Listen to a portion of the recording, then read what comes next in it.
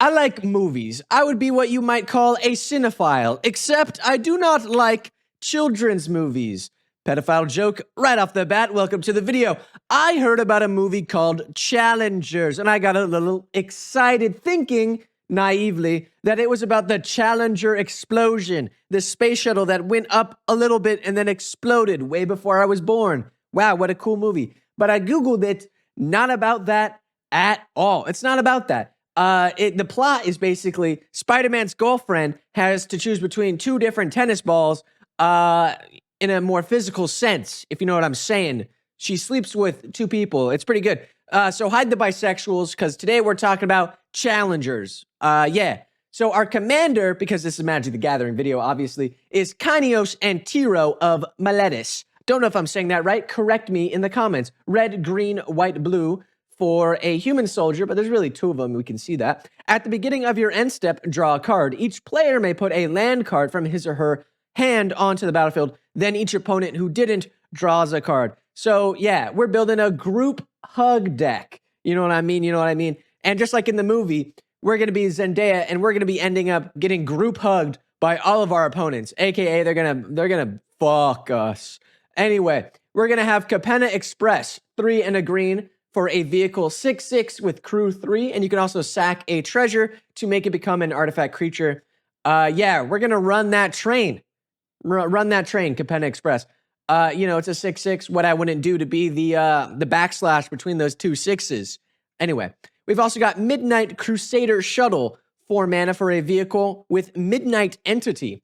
Whenever Midnight Crusader Shuttle attacks, defending player faces a villainous choice. They either sack a creature or you gain control of a creature of your choice that player controls until end of turn. You gain control of it, tapping it, and it's attacking that player. It's really cool. We're going to run this train as well. It's train-like. Anyway, we've got Contested Game Ball, because the movie is really about tennis, I guess.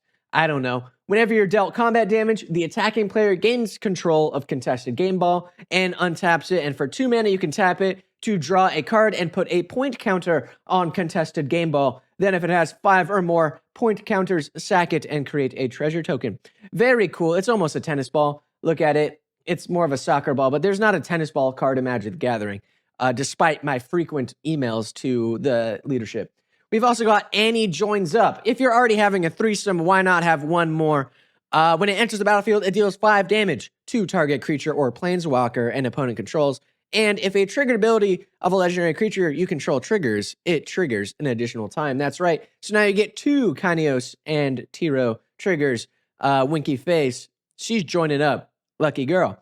Then we've got Tempt with Discovery is the move that Zendaya used on those guys, offering a tempting offer. Search your library for a land card, put it onto the battlefield. Each opponent may search their library for a land card, put it onto the battlefield. For each opponent who searches a library this way, search your library for a land card, put it on the battlefield. Then each player who searched a library this way shuffles it. Very fun. It's a lot of discovery. Your sexuality, your gender, and how the rules of tennis work, I guess. Anyway, there's a lot of discovery. We've also got Struggle for Project Purity. What more do I need to say? Bottom text. When it enters the battlefield, choose Brotherhood or Enclave. I think in the movie they chose some Brotherhood, if you know what I'm saying. At the beginning of your upkeep, each opponent draws a card. You draw a card for each card drawn this way. Very fun. I'm not going to read the other one. You're never going to choose Enclave unless you're going into Zendaya's Enclave. You know what I'm saying? Whenever a player attacks you with one or more creatures, that player gets twice that many rad counters. I don't want to be getting any rad counters from Zendaya. And you know, when you're having a lot of physical relationships, you're really going to want Teferi's Protection. You see what I did there? Until your next turn, life total can't change. Gain protection from everything. All permanents you control phase out, and then you exile Teferi's Protection. Very cool, very epic classic card.